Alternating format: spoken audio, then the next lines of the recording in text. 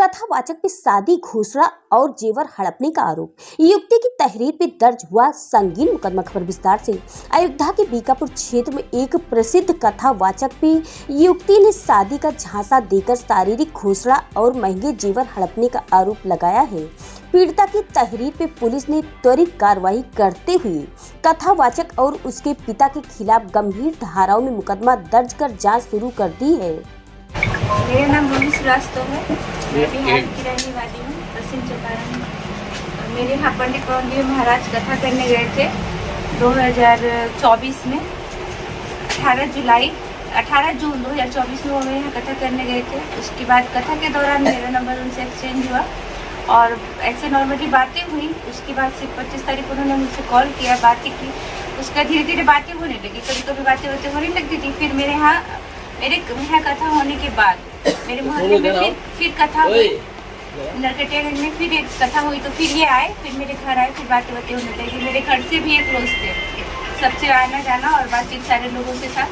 उसके बाद ये बोले कि राम मंदिर बना है भैया, तो आप हैप्पी दर्शन हम करवा देते हैं, तो आप चलना आप लोग चाहें तो चल सकते हैं। तो मेरे घर में मैं, मेरी सास, मेरे दोनों बच्चे और मेरे हस्बैंड रहते थे। तो मैं और मेरे बेटा, छुट्टी थी मेरी स्कूल की, क्योंकि मैं टीचिंग में थी तो मेरी स्कूल कुछ टाइम छुट्टी थी। तो 7 दिन की छुट्टी थी। तो मैं बोली कि ठीक है। ये बोले कि हमारे मुजफ्फरपुर ये मोतिहारी ये कहीं गए थे अपनी गाड़ी स्कॉर्पियो एंड जो इनकी ब्लैक कलर की गाड़ी है उससे ये गए, मेरे गेट पर गए हैं और वहाँ से हम लोग को लिए, बोली चलिए आप लोग घुमा फिरा के 2-4 दिन में हाँ फिर आपको ला करके यहाँ छोड़ देंगे। तो फिर मैं चली आई, मेरे घर के लोग सबके सामने ही मुझे ये लेकर के आए।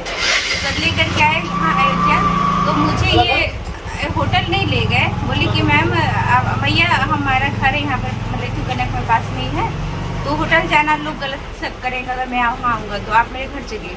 तो फिर फैमिली रिलेशन था। मैंने पूछा घर में कौन कौन है, तो बोले मेरी मम्मी है, मेरे छोटे भाई हैं, मेरे पापा हैं। तो मैं गई, तो ठीक है। उनके घर में इतने लोग थे, उनके मम्मी, उनके छोटे भाई आनंद मिश्रा और उनके पापा उस समय थे नहीं, कहीं गए हुए थे। फिर वो रात हम लोग खाना वाना खाए, हम लोग आराम किए। दूसरे दिन सुबह में इन लोग की प्लानिंग थी या जो भी था, उनकी मम्मी और उनके छोटे भाई सुल्तानपुर उनके मामा के घर चले गए।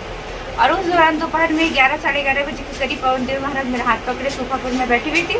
बोले इधर आइए आपको घर दिखाएं। तो मैं, उनका घर काफ़ी लंबा चौड़ा है, अंदर में उनका कमरा है, उधर लेगा और मेरे साथ वो ज़बरदस्ती करने लगे। मैंने कहा, तो बोले कि आप शादीशुदा हैं, क्या फ़र्क पड़ जाएगा, एक बार कुछ हो ही जाएगा, तो कोई आप अनमैरिड तो है नहीं कि आप कोई फ़र्क पड़ जाएगा। तो मैं कुछ कर नहीं पाई, वो मेरे साथ सब कुछ किया। उसके बाद मैं रोई, मैं बोली, मैं सबसे पहले मैं बोली कि मैं मीडिया बुलाऊंगी और तुम्हारा देखो अब मैं क्या करती हूँ।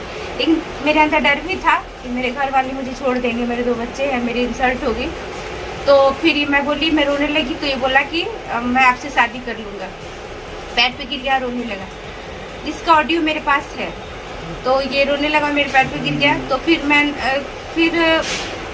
क्या करती, ये सब चीज़ें हो गई थी। अब मैंने सोचा मैं किससे कहूँ, मेरे हस्बैंड भी अगर ये बात सुनते हैं, मेरे ससुराल वाले, तो मुझे एक्सेप्ट नहीं करती और बोलते कि भाग, कि हमारे यहाँ ये चीज़ कोई कहे भी, क्योंकि मैं एक अनमैरिड लड़की तो हूँ नहीं कि मेरी कोई गलतियों को कोई माफ़ कर देगा। तो मैंने कहा कि ठीक है, जब इतनी सारी चीज़ें हो गई हैं तो फिर मैं 2-3 दिन वहाँ, मतलब हम लोग ऐसे भी गुजारे थे। और उसके बाद से मेरे को जाने नहीं दिया कि अगर जाएगी तो कहीं जांच में आ जाएगा, कहीं कोई जाए बरगला दे तो ये कहीं जांच हो जाए मेडिकल तो ये आ जाएगा।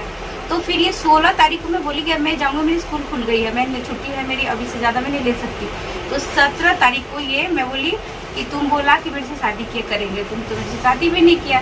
तो बोला कि नहीं मैं आपसे शादी करूँगा। तो 17 तारीख को ये मेरे को लेकर के अपनी गाड़ी से नहीं, व्हाइट कलर की गाड़ी से और लेकर के मेरे को आया। और यहाँ कौन सा मंदिर है, हनुमान नाका हनुमानगढ़ी, वहाँ पर मेरे से ये फर्जी शादी किया ताकि मैं इस पर FIR ना कर सकूं और ये 2-4-6 महीना पुराना मामला हो जाए तो ये कुछ प्रूफ ना मेरे पास रहे। फर्जी शादी किया और मेरे को फिर नरकटियागंज में चंपारण मेरे ससुराल में ये छोड़ दिया। उसके बाद मैं वहाँ गई तो वो लोग पूछे दर्शन वर्शन किए, तो मैंने कहा हाँ ठीक है। मैंने फ़ोटो मैंने कोई जिक्र नहीं किया, मैंने कहा हाँ फ़ोटो हमने खिंचाया था, फ़ोटो मैंने नहीं खिंचाया। उसके बाद फिर ये बोला मेरे को, इसकी मेरी बात फ़ोन पर होती रही।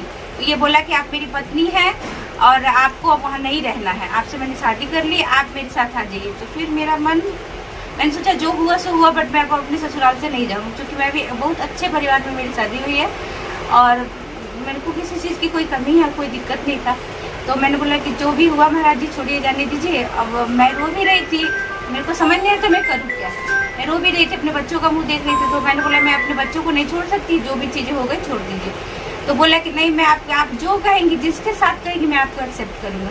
तो वो बोला कि मैं आपको आपके दोनों बच्चों सहित एक्सेप्ट करूँगा। तो मेरे को इस पर लगा कि चलो ठीक है, अगर मेरे बच्चों को ही रख लेता है तो फिर मेरे को कोई दिक्कत नहीं है। तो ये फिर 17 तारीख को मेरे को लेके 18-19 छोड़ के फिर 20 तारीख को ये अपनी गाड़ी स्कॉर्पियो वैन से मेरे यहाँ नरकटियागंज में चंपारण में आया और मेरे को बोला कि अपना जितना आपका गोल्ड वगैरह होगा ले लेना, उन सालों के लिए कुछ मत छोड़ना और अपना कपड़ा उपड़ा। तो मेरे को कोई, मेरे घर वाले रोके नहीं। और मैंने मतलब मेरा जो गोल्ड था मेरा, और किसी का नहीं, बट मेरा जो सामान था, कपड़े थे, मैंने उसको लिया और अपने दोनों बाबू को लिया और मैं इसके साथ चली आई। इसके विश्वास पर चली आई कि अब जो हुआ सो हुआ है, मेरे को अच्छे से रखेंगे। और मैंने अपने घर में बोल दिया कि मैं घर छोड़ के जा रही हूँ। रीज़न मैंने नहीं बताया, मेरे को अपने घर वाले से कोई मतलब नहीं, मैं तो ससुराल दोनों से लिए। तो मैंने किया, जिसका मतलब प्रूफ भी है मेरे पास, जो भी मैंने किया। तो फिर ये लेकर मेरे को वहाँ से आया है और यहाँ पर देवकाली कोई जगह है, वहाँ पर आनंद मिश्रा नाम के मतलब ऑनर है, उनके घर में ये मेरे को रखा है 15 डेज।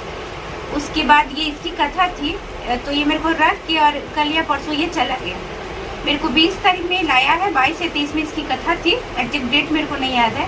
तो ये कथा में चला गया है। उसके बाद ये कथा से लौटा है 7-8 डेज बाद।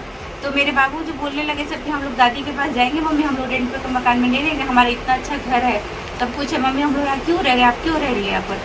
तो मुझे भी अजीब लग रहा था कि वो बाहर से खाना आ रहा है, एक कमरे में हम लोग बंद है। मैं बोली अब नहीं, बहुत हो गया, मेरे को भी आप जाने दीजिए, छोड़िए जो हुआ सो हुआ। मैं वहाँ भी बोली अब आप क्या चाहती हैं? सर मैं अभी पूरी सुन लीजिए कहानी, पूरी लंबी हो जाएगी जी।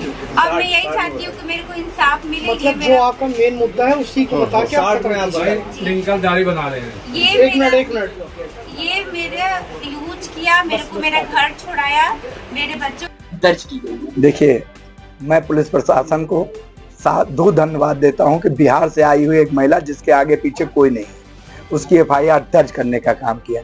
एक न्याय की बहुत बड़ी प्रकाष्ठा है। इतने बड़े पवन देव महाराज जी का जलवा है कि इसकी एफआईआर नहीं दर्ज हो रही थी, कप्तान साहब के इंटरेस्ट से एफआईआर दर्ज हुई। दूसरी बात, हनी टैप की जहां बात कर रहे हैं, हनी टैप का अगर कोई भी मामला इस महिला ने कभी किसी के ऊपर एफआईआर लिखाया हो, इसका जीवन बर्बाद कर दिया, ससुराल ने छोड़ा दिया, नैहर छोड़ा दिया, 2 बच्चे छूट गए।